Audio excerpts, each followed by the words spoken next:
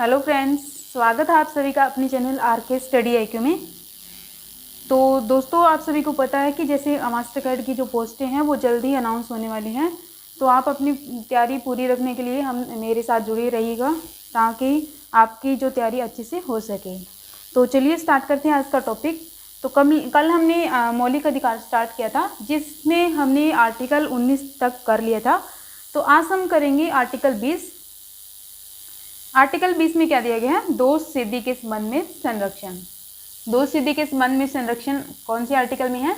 Article 20 में। तो ये आर्टिकल 20 में है दोष सिद्धि के बारे में। तो दोष सिद्धि के बारे में इस आर्टिकल के तहत क्या है कि ऐसा व्यक्ति जिस पर किसी भी प्रकार का जो अपराध का आरोप लगाया गया हो, कोई भी व्यक्ति हो उस पर किसी भी प्रकार का कोई आरोप लगाया गया हो अपराध का, तो उसको 3 प्रकार से संरक्षण प्राप्त है या जो 3 प्रकार से अपनी सुरक्षा कर सकता है। तो वो कौन कौन से हैं?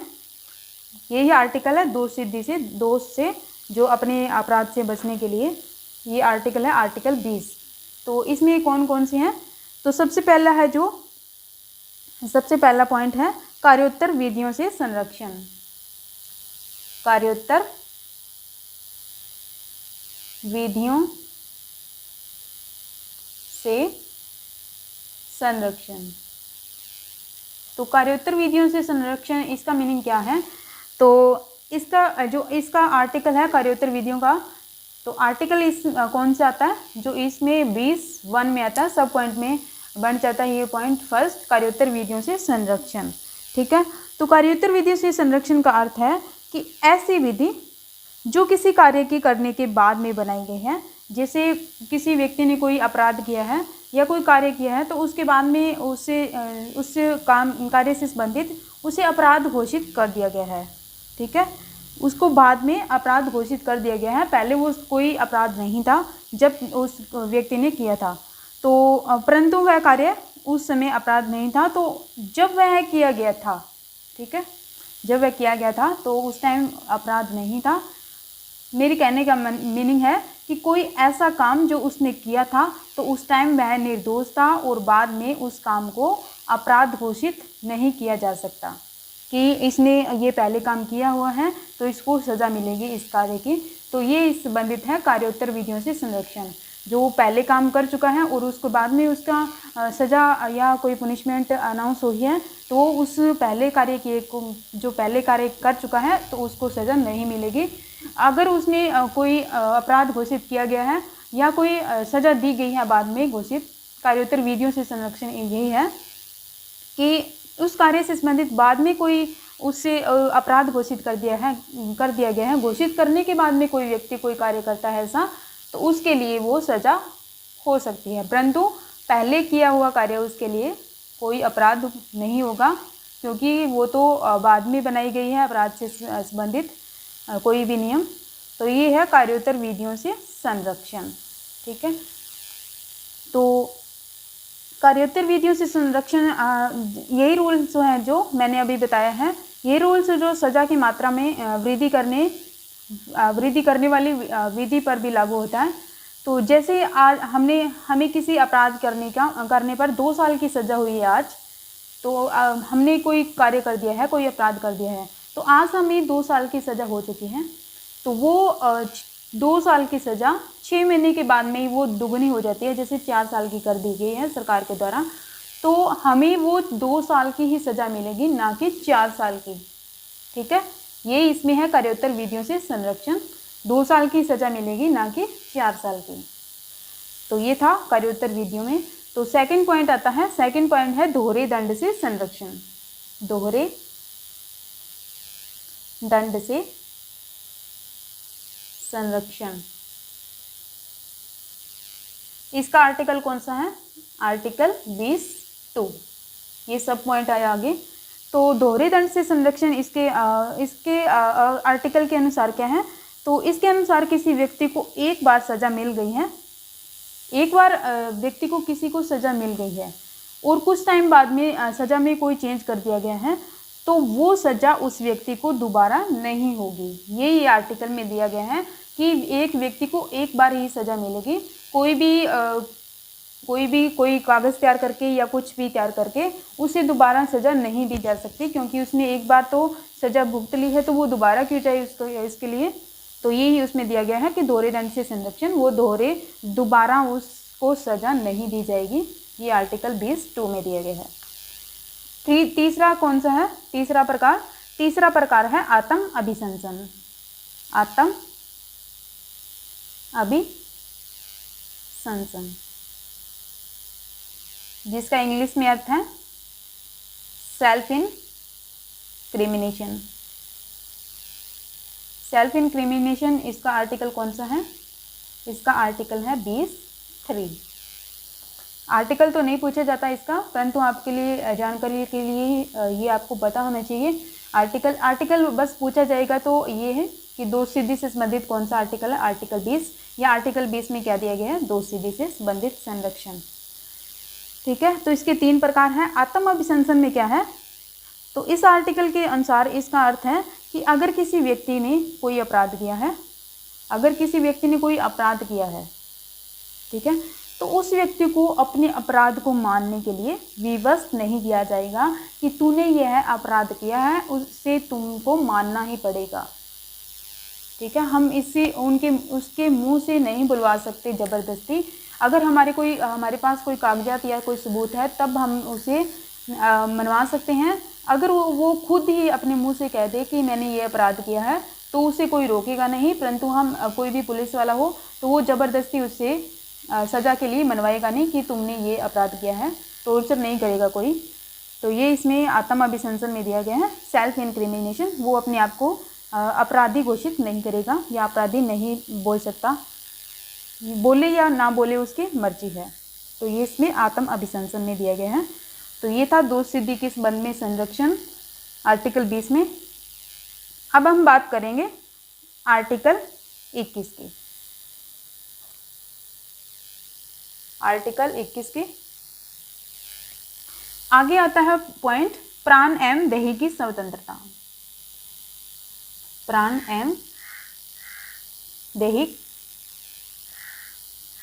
स्वतंत्रता। प्राण एवं दैहिक की स्वतंत्रता मीन्स, या इसे हम कह सकते हैं जीवन जीने का अधिकार। जीवन जीने का अधिकार, जीवन जीने का अधिकार।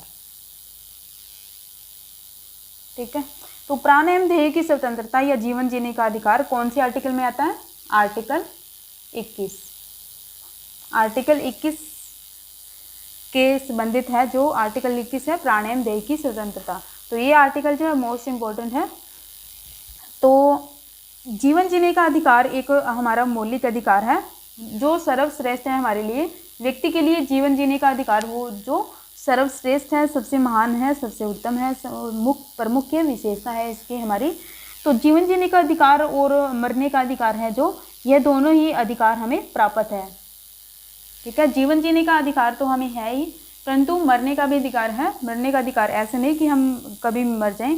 मरने का अधिकार तब है जब हम कैसे कोई दुविधा में हो, जैसे हम कोई ज़्यादा बीमार हैं, तो उस कंडीशन में हम अपने आप के जो दर्द है या कोई सहन नहीं कर सकते, या पेन है हमारे तो कोई वो सहन नहीं कर सकते, उस टाइम हमें मरने का अधिकार है। तो अगर हमें कोई मारता है तो ये अपराध है, परंतु कोई व्यक्ति जैसे मैंने बताया कोई बीमार है तो वो अपराध नहीं है, तो वो अपने जो हमारा अधिकार है। अगर कोई दूसरा हमें मारता है तो वो एक अपराध घोषित हो सकता है या होता है। तो आर्टिकल 21 के तहत हमें कुछ अधिकार प्राप्त हैं। आर्टिकल 21 के तहत हमें कौन कौन से अधिकार प्राप्त हैं? तो एग्ज़ाम में ऐसा भी पॉइंट बन सकता है कि हमें कुछ अधिकार दे देते हैं कि इसमें से कौन सा जो आर्टिकल 21 के तहत है, या इसमें से कौन सा 19 के तहत जो हमने पीछे पढ़ा था कि कौन कौन से अधिकार हैं। तो आर्टिकल 21 में हमें कौन से अधिकार प्राप्त हैं ये जान लेते हैं। एक तो सबसे पहले हमें राइट टू प्राइवेसी है। Right to privacy, right to privacy हमारा एक जीवन जीने का अधिकार के अंदर ही आता है। आर्टिकल 21 के अंदर राइट टू प्राइवेसी, इसके अंदर कौन कौन सी राइट टू प्राइवेसी हमारे तो जैसे विवाह करना, हमें जो हम फ़ोन यूज़ करते हैं उसको कोई और चेक ना करे, ये हमारी कुछ प्राइवेसी है, तो ये हमारा राइट होता है फ़ोन यूज़ करना, या हमारी जो नींद लेना या ये सब कुछ प्राइवेसी में आता है। सेकंड पॉइंट है शिक्षा का अधिकार। शिक्षा का अधिकार है जो हमारा आर्टिकल 21 के अंदर आता है, शिक्षा का अधिकार, शिक्षा का अधिकार। थर्ड पॉइंट पे क्या है, हॉस्पिटल फैसिलिटी प्राप्त करने का अधिकार। हॉस्पिटल में कोई भी फैसिलिटी है तो वो हमें प्राप्त करने का अधिकार है, पूरा फैसिलिटी प्राप्त करने का अधिकार। फोर्थ पॉइंट है काम करने का अधिकार। हम कोई भी काम कर सकते हैं, अपनी मर्जी से कोई भी जॉब कर सकते हैं, काम करने का अधिकार। ये आर्टिकल सभी 21 में आते हैं, ये सब पॉइंट का अधिकार। और फिफ्थ पॉइंट में आता है सड़क पर व्यापार करने का अधिकार। तो सड़क में जैसे लोग व्यापार करते हैं या रेडी वगैरह लगाते हैं, तो वो उनका अधिकार है सड़क पर व्यापार करने का अधिकार। ये आर्टिकल 21 के अंदर आता है। और 6 पॉइंट है, 6 पॉइंट के अंदर आता है राइट टू लाइफ, जीवन जीने का अधिकार। राइट टू, ये हमने पढ़ ही लिया पहले, right to live and right to die. ये दोनों ही अधिकार हमें प्राप्त है, परंतु इनकी कुछ कंडीशंस होती हैं। आगे आता है फ्री में भोजन प्राप्त करने का अधिकार। हम जैसे हमें कोई भूख लगी है या हम बहुत ज़्यादा गरीब हैं, तो हमें फ्री में भोजन मिल सकता है, खाद्य सामग्री। जैसे हमारे जो सरकार है हमें फ्री में जो कनक वगैरह देती है, तो वो हमारा एक अधिकार है प्राप्त करने का। तो इसमें कौन सा आता है, फ्री में फूड प्राप्त करना। यही एक आर्टिकल 21 के अंदर आता है।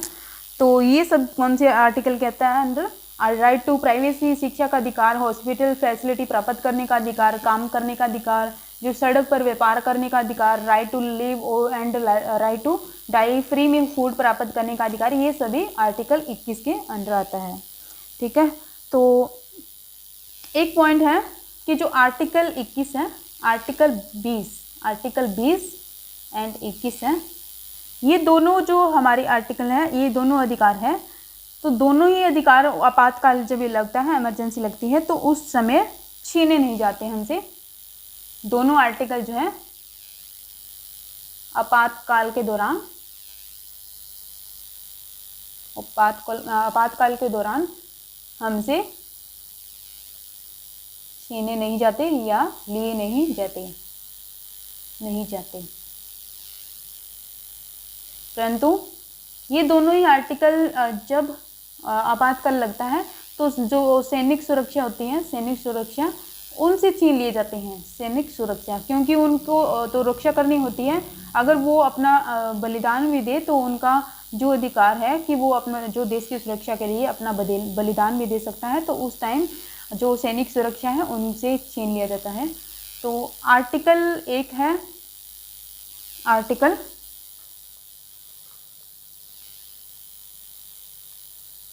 इसी के अंदर आर्टिकल जो हमने पीछे पढ़ा था, आर्टिकल 19(1). आर्टिकल 19(1) है जो, इसके तहत ही जितने भी अधिकार हैं, जो हमने 6 प्रकार के अधिकार पढ़े थे, तो वो भी आपातकाल के समय छीन लिए जाते हैं हमारे। 19(1) के जो अंडर आते हैं आपातकाल के दौरान, जो आर्टिकल 19(1) के अंडर जो भी 6 प्रकार के अधिकार हैं, वो आपातकाल के समय छीन लिए जाते हैं।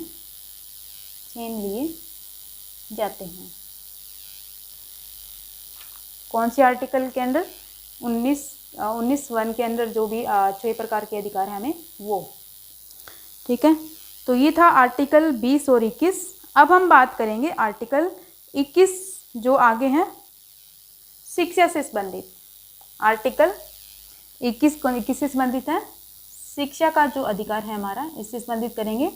आर्टिकल जो शिक्षा का अधिकार, शिक्षा के अधिकार से संबंधित हम जानकारी प्राप्त कर लेते हैं। शिक्षा का अधिकार या right to education, right to education. तो इसके अंदर क्या है, जो एजुकेशन है वो व्यक्तियों के लिए बहुत ज़रूरी है हमारे लिए। तो एजुकेशन प्राप्त किए तो हम कुछ बन भी नहीं सकते, हमारा एक अधिकार है शिक्षा प्राप्त करना। तो परंतु जो हमारा संविधान लागू हुआ था, संविधान जो मूल संविधान है हमारा, तो उसमें शिक्षा का जो अधिकार नहीं था, हमें शिक्षा का कोई भी, एजुकेशन का कोई भी स्थान नहीं था उसमें मूल अधिकार में। परंतु जो सुप्रीम कोर्ट ने एक मोहिनी केस आया था, मोहिनी केस, शिक्षा से संबंधित एक मोहिनी केस आया था, मोहिनी केस। तो मोहिनी केस में क्या कहा था सुप्रीम कोर्ट ने मोहिनी केस में के मामले में शिक्षा के अधिकार को आर्टिकल 21 के तहत एक मूल अधिकार घोषित कर दिया गया था। मोहिनी केस में सुप्रीम कोर्ट ने आर्टिकल 21 के द्वारा शिक्षा को मौलिक अधिकार घोषित कर दिया गया था, ठीक है। सबसे पहले किस केस में किया था? मोहिनी केस आया था, तो उसमें सुप्रीम कोर्ट ने आर्टिकल 21 के तहत शिक्षा को मौलिक अधिकार प्राप्त घोषित कर दिया गया था। परंतु इसमें कुछ चेंज किए गए हैं बाद में, तो वो चेंज हम जान लेते हैं कौन कौन से आगे। तो इसमें शिक्षा के अधिकार में बाद में कुछ जो कमियां थी उसको पूरा किया गया था। तो इस कमियों को दूर करते हुए जो संसद ने क्या किया? संसद ने एक जो बिल पास किया, संशोधन किया। कौन सा? संसद ने 86वां संशोधन किया था। कौन सा? संसद ने 86वां संशोधन किया था, संविधान संशोधन, शिक्षा से संबंधित संशोधन किया था। 86वां संविधान संशोधन कब किया था? 2002 को। 2002 को जो शिक्षा संविधान संशोधन अधिनियम 2002 को, इसमें क्या क्या, जो आर्टिकल 21 था उसको आर्टिकल 21A के तहत शिक्षा के अधिकार को जो मौलिक अधिकार का दर्जा दे दिया गया था। तो पहले संविधान में उसके लिए स्पेशल आर्टिकल नहीं था। आर्टिकल 21 में जो प्राण एवं ध्येय की स्वतंत्रता, हमारा जीवन जीने का अधिकार है, उसी के अंडर हमारा जो शिक्षा का अधिकार था। परंतु बाद में 86वां संविधान संशोधन हुआ था 2002 को, उसके अंडर जो आर्टिकल 21 सब पार्ट बना दिया गया था, आर्टिकल 21A। तो इसके अंडर जो एजुकेशन, राइट टू एजुकेशन हमारा इसके अंडर दे दिया गया था स्पेशल आर्टिकल 21A, जो राइट टू एजुकेशन से संबंधित है। तो आर्टिकल 21A की क्या, आर्टिकल 21 है जो आर्टिकल 21A, इसमें क्या दिया गया था? इसके अकॉर्डिंग जो है राज्य है हमारा, कोई स्टेट है, तो उसे 6 से 14 साल के बच्चे हैं, जो स्टेट्स को 6 से 14 साल के बच्चे हैं, 14 साल के बच्चे हैं, 14 साल की आयु के जो भी बच्चे हैं, तो उनको फ्री एंड कंपल्सरी एजुकेशन का प्रबंध करना। जो उनको 6 से 14 साल के जो भी बच्चे हैं उनको free and compulsory education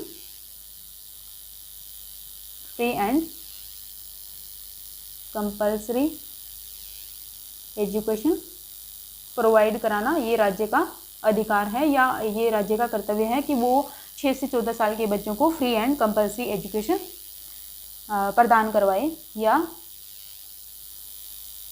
provide करवाए उनको। तो इस तरह जो इस अधिकार को इस अधिकार को कब लागू किया गया था? इसको किया गया था 1 अप्रैल 2010 को। तो ये डेट इम्पोर्टेंट है। तो आर्टिकल 21 के तहत जो एजुकेशन है, प्री एंड कंपल्सरी एजुकेशन, उसको कब लागू किया गया था? 1 अप्रैल 2010 को लागू किया गया था, प्री एंड कंपल्सरी एजुकेशन को, ठीक है, 1 अप्रैल 2010 को। तो जो 86वां संविधान संशोधन है, 86वां संविधान संशोधन। तो इसके अंदर कुछ और भी चेंज किए गए थे। संशोधन अधिनियम 2002। तो कुछ और पॉइंट हम जान लेते हैं। 86वां संविधान संशोधन अधिनियम 2002। तो इसमें और क्या चेंज किए गए थे, तो इसमें जो आर्टिकल 45 86वें संविधान संशोधन अधिनियम 2002, इसके द्वारा जो आर्टिकल 45 था, आर्टिकल 45, तो आर्टिकल 45 में कुछ पहले और दिया गया था। तो इसके आर्टिकल 45 के अंदर जो शिक्षा से संबंधित ऐड कर दिया गया था। 45 के अंदर कुछ चेंज किए गए थे। पहले कुछ और था आर्टिकल 45 में, परंतु 86वां संविधान संशोधन 2002 के द्वारा जो आर्टिकल 45 है उसमें शिक्षा से संबंधित कर दिया गया था, जो राज्य का नीति निर्देशक तत्व में आता है आर्टिकल 45। तो राज्यों को इस आर्टिकल के तहत, आर्टिकल 45 किससे संबंधित है? शिक्षा से संबंधित। फ्रेंड्स, मैं आपके लिए इतनी मेहनत कर रही हूँ, तो आप प्लीज़ अपने दोस्तों को ज़रूर कहिएगा कि जो पेड ग्रुप चल रहा है उसको आप ज़रूर लीजिएगा, ताकि आपको फ़ायदा हो सके। और आपके जो करंट वाइज कोई भी टॉपिक है वो आपको प्रोवाइड करवा दूँगी, जो आपको एग्ज़ाम में आते हैं क्वेश्चन। तो शिक्षा से संबंधित जो आर्टिकल 45 है, तो इसके अंदर जो राज्य हैं या स्टेट हैं, राज्यों को क्या जो आदेश दिया गया है, राज्यों को आदेश दिया गया है क्या, कि जो भी 6 वर्ष से कम आयु के जो बच्चे हैं तो उनकी देखरेख और शिक्षा देने का प्रयास करें। ये जो नीति निर्देशक तत्व में आता है, तो राज्यों को आदेश दिया गया है कि जो 6 साल से कम उम्र के जो बच्चे हैं, तो उनको क्या करना, बच्चों की देखरेख करना और शिक्षा देना, ये राज्य का कर्तव्य है, या उनको निर्देश दिया गया है, कर्तव्य नहीं है उनका। ये नीति निर्देशक तत्व में आता है आर्टिकल 45 में। तो राज्यों को ऑर्डर दिया गया है इसमें। तो इसी के तहत जो ये हम कर रहे हैं, तो 86वें संविधान संशोधन 2002 के द्वारा शिक्षा से संबंधित कुछ जो चेंज किए गए थे, तो इसी के द्वारा शिक्षा से संबंधित किए गए सभी। तो 86वें संविधान संशोधन द्वारा कुछ और भी चेंज किया गया था। 86वें संविधान संशोधन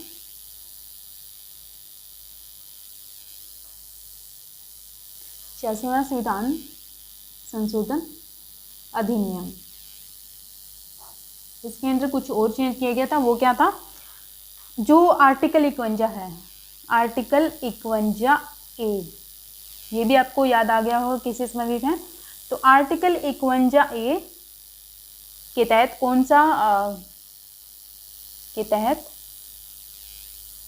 कौन सा कर्तव्य जोड़ा गया था? 11वां। आर्टिकल 51A के तहत जो 11वां कर्तव्य जोड़ा गया था, मूल कर्तव्य, 11वां मूल कर्तव्य जोड़ा गया था। तो आर्टिकल 51 कौन से पार्ट में आता है? ये है पार्ट 4A। आर्टिकल 51A कौन से पार्ट में है? ये आर्टिकल पार्ट 4A के अंदर आता है। तो इसके जो आर्टिकल 51A में जो 11वां जो मूल कर्तव्य जोड़ा गया था 86वें संविधान संशोधन अधिनियम 2002 द्वारा। तो इसके अनुसार जो प्रत्येक जो बच्चे के माता पिता हैं या कोई संरक्षक है, कोई गार्डियन है, तो उनका ये मूल कर्तव्य है कि वो अपने बालक को या अपने बच्चों को 6 से 14 वर्ष की आयु तक शिक्षा का अवसर प्रदान करवाए या उनको जो शिक्षा प्रोवाइड करवाए। तो ये माता पिता से संबंधित है। माता पिता या फिर जो हमारे जो संरक्षक होते हैं, गार्डियन होते हैं, तो वो बच्चे को 6 से 14 साल तक शिक्षा प्रोवाइड करवाई। ये दिया गया है आर्टिकल, जो आर्टिकल 51A के तहत 11वां से मूल कर्तव्य जोड़ा गया था, इसमें ये लिखा गया था, माता पिता या संरक्षक वो बच्चे को 6 से 14 साल तक जो शिक्षा का अवसर प्रदान करवाएगा या शिक्षा प्रोवाइड करवाएगा। तो ये था आर्टिकल 21A या शिक्षा का अधिकार या राइट टू एजुकेशन के बारे में। अब हम बात करेंगे आर्टिकल 22। आर्टिकल 22 जो किससे संबंधित है, लास्ट में हम जो आज का जो आर्टिकल के हैं वो डिस्कस भी करेंगे। अब हम करते हैं गिरफ्तारी और निरोध से संरक्षण। गिरफ्तारी और निरोध से संरक्षण। गिरफ्तारी से हम कैसे अपने आप को सुरक्षा कर सकते हैं, तो ये आर्टिकल कौन से अंडर आता है, आर्टिकल 22 के अंदर। गिरफ्तारी से संबंधित आर्टिकल कौन सा है, आर्टिकल 22। और हमने जो पीछे पढ़ा था वो आर्टिकल 20, तो वो है दोषसिद्धि से संबंधित। आप दोनों मिक्स मत कर दीजिएगा। आर्टिकल 20 है वो दोषसिद्धि से संबंधित है और आर्टिकल 22 जो है गिरफ्तारी से संबंधित है। ठीक है, तो इसको आप जो याद रखना है, तो जैसे 1922 में जो चोरा चोरी कांड हुआ था, तो उसमें गिरफ्तार कर लिए गए थे पुलिस के द्वारा व्यक्ति 22 पुलिसकर्मी जो मारे गए थे। तो आप ऐसे भी रिलेट करके याद रख सकते हैं, 22 पुलिसकर्मी गिरफ्तार कर लिए गए थे, तो ऐसा कुछ। तो इसमें क्या दिया गया है आर्टिकल 22 के अंदर,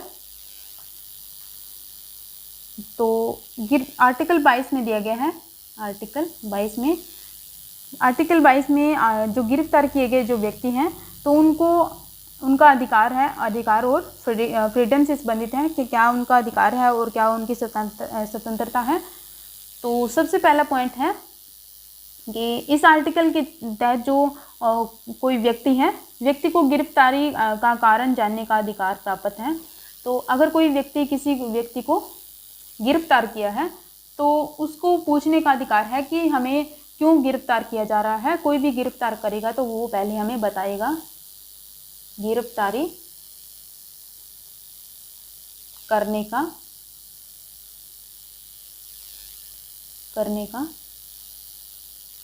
कारण जानना। तो ये हमारा अधिकार है, गिरफ्तारी का कारण बताओ भाई, क्यों गिरफ्तार करे हो हमें। तो सेकंड पॉइंट है कि अपनी इच्छा से किसी भी वकील से सलाह या बचाव का अधिकार। तो हम अपनी इच्छा से कोई हमारे बचाव के लिए कोई भी वकील कर सकते हैं, अपनी इच्छा से कोई भी वकील कर सकते हैं हमारे बचाव के लिए। और थर्ड पॉइंट है कि जो गिरफ्तारी के समय अगर हमें 24 घंटे के अंदर किसी हमारे कोई नज़दीक कोई मजिस्ट्रेट है तो उसके समक्ष हमें पेश किया जाना चाहिए 24 घंटे के अंदर। जब हमें गिरफ्तार कर लिया गया है तो उसी के 24 घंटे के अंदर हमें मजिस्ट्रेट है जो हो उसके सामने पेश किया जाना चाहिए। अगर नहीं करता है तो वो एक जो गलत माना जाएगा। तो ये हमारा अधिकार है कि हमें 24 घंटे के अंदर 24 घंटे के अंदर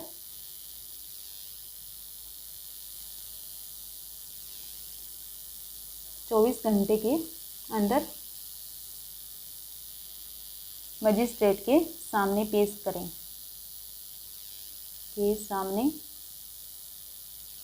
करें, इससे ज़्यादा अगर कोई टाइम लगता है तो हम किसी को कह सकते हैं या हम वहाँ से आ भी सकते हैं।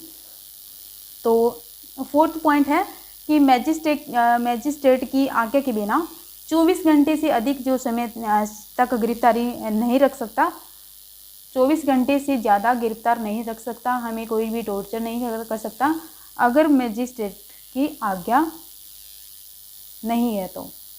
ठीक है, अगर आज्ञा हो तो रख सकता है, परंतु मैजिस्ट्रेट की आज्ञा के बिना 24 घंटे से ज़्यादा गिरफ्तार नहीं कर सकता। 24 घंटे के अंदर ही हमें मैजिस्ट्रेट के सामने पेश करना होगा। मैजिस्ट्रेट के आज्ञा के बिना 24 घंटे से ज़्यादा, ये मैंने बोल दिया है, 24 घंटे से ज़्यादा गिरफ्तार नहीं रख सकते। तो 5th पॉइंट है, गिरफ्तार व्यक्ति है तो वो जल्द से जल्द गिरफ्तारी का जो कारण बताया जाएगा, किस लिए इसको गिरफ्तार किया गया है। ये तो पहले तो हमने पॉइंट किया था कि गिरफ्तार करने का जो कारण जानना उसका अधिकार है सबसे पहले, और लास्ट का पॉइंट है जो गिरफ्तारी व्यक्ति को जल्द से जल्द या जल्दी से जल्दी गिरफ्तारी का कारण बताया जाएगा, गिरफ्तारी का कारण बताया जाएगा। ठीक है, तो ये था गिरफ्तारी से संबंधित कुछ हमारा संरक्षण या हमारी सिक्योरिटी के लिए, हमारी सुरक्षा के लिए। आप समझ गए होंगे। गिरफ्तारी करने का कारण जान सकते हैं हम, अपनी जो इच्छा से कोई भी वकील कर सकते हैं। 24 घंटे के अंदर हमें मजिस्ट्रेट के सामने पेश करना होगा। अगर मजिस्ट्रेट की आज्ञा नहीं है कि आज्ञा के बिना 24 घंटे तक वहाँ पर हमें गिरफ्तार कर नहीं रख सकते, और गिरफ्तारी का कारण हमें बताएगा, जल्द से जल्द बताया जाएगा। तो ये है 5 पॉइंट हमारे अधिकार के से संरक्षण के लिए गिरफ्तारी से संबंधित। अब आगे हम करेंगे, आगे हमारा पॉइंट आता है शोषण के विरुद्ध अधिकार। शोषण के विरुद्ध अधिकार, शोषण के विरुद्ध अधिकार, ये कौन से आर्टिकल में आता है? शोषण के विरुद्ध जो अधिकार है, तो ये आर्टिकल आता है आर्टिकल 23 के अंदर। कौन सा आर्टिकल है? आर्टिकल 23। और इसके 2 आर्टिकल हैं। शोषण के विरुद्ध अधिकार है जो आर्टिकल 23 है और 24 है, ये 2 आर्टिकल आते हैं इसके अंदर। तो सबसे पहले हम बात करते हैं आर्टिकल 23 की। तो आर्टिकल 23 है मानव दुर्व्यवहार, बलात्श्रम। बलात्श्रम का मीनिंग होता है जो मजदूरी करवाना, जबरदस्ती, बलात्श्रम आदि का विरोध। आर्टिकल जो 23 है वो मानव दुर्व्यवहार और बलात्श्रम आदि का जो विरोध करता है, आर्टिकल 23। तो मानव दुर्व्यवहार में कुछ शब्द शामिल हैं। कौन कौन से जो शब्द आते हैं इसके अंदर? तो इसमें है जैसे दास प्रथा हो गई। दास प्रथा, हम इससे इजी से समझ सकते हैं कि मानव दुर्व्यवहार कैसे होता है। तो इसमें है दास प्रथा होगी फर्स्ट पॉइंट, जैसे बेगार या बलात्श्रम। बेगार हमसे करवाते हैं फ्री में, बेगार हो गई, या फिर मजदूरी हो गई, मजदूरी करवाते हैं परंतु पैसे नहीं देते, ये हो गया मजदूरी या बेगार। और थर्ड जो पॉइंट है बंधुआ मजदूरी। बंधुआ मजदूरी, ये अब सभी को पता ही होगा बंधुआ मजदूरी कौन सी होती है, कि जैसे कोई किसी व्यक्ति को पैसे दे दिए हैं और उसके बदले किसी व्यक्ति को उसने प्राप्त कर लिया है और उस व्यक्ति को उम्र भर के लिए अपने पास रखेगा और उसे बहुत सारा काम करवाएगा, तो ये है बंधुआ मजदूरी। और फोर्थ पॉइंट है मनुष्यों का वस्तुओं की भांति खरीदना और बेचना। मनुष्य को वस्तु की तरह खरीदना और बेचना। ये जो मैं पॉइंट बता रही हूँ इससे आपको बिल्कुल क्लियर हो जाएगा कि मानव दुर्व्यवहार में क्या आता है। तो फिफ्थ पॉइंट है महिला और बच्चों का अनैतिक व्यापार, इमोरल व्यापार करना महिला और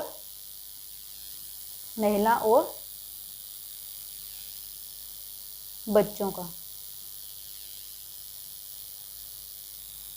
अनैतिक व्यापार करना, अनैतिक व्यापार करना। तो ये जो आर्टिकल 23 के अंडर आता है मानव दुर्व्यवहार से संबंधित या बलात्श्रम के विरोध में।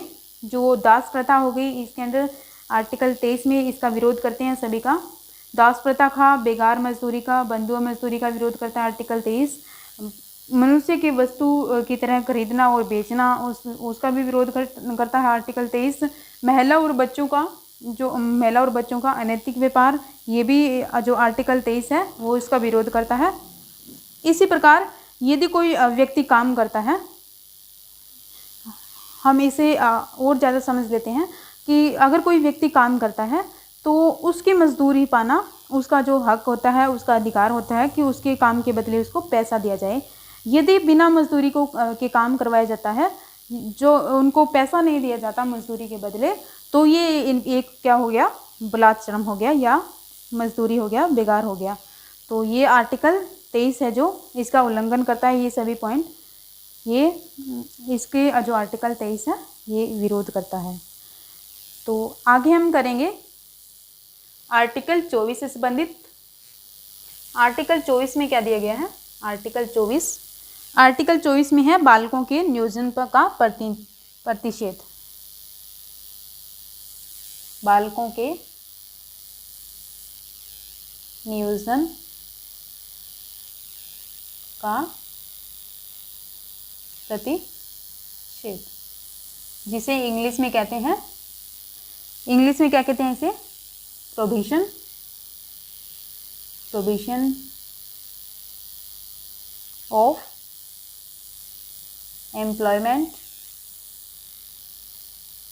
Of children. जो बच्चे हैं जो वो रोजगार करते हैं उनके ऊपर प्रतिबंध लगाना या प्रोविजन लगाना या रोक लगाना। तो जो बच्चे हैं उन कौन से कितनी उम्र के बच्चे हैं जिनके ऊपर रोक लगाई जाती है रोजगार से संबंधित, तो वो इस आर्टिकल में दिए गए हैं। तो आर्टिकल 24 है जो आर्टिकल 24 जो 14 साल से, कितने साल से? 14 वर्ष से जो कम बच्चे हैं, 14 वर्ष से कम आयु के बच्चे हैं। आर्टिकल 24 के अंदर जो 14 साल से कम आयु के बच्चे हैं उनको रोजगार करने से मना किया जाता है। तो इसमें जो आर्टिकल जो 14 वर्ष के आयु के बच्चे हैं उन बालकों के बारे में है। तो इसके तहत जो 14 वर्ष के जो बच्चे हैं तो उनको बालकों को कारखानों में कहाँ पे काम नहीं किया जा सकता।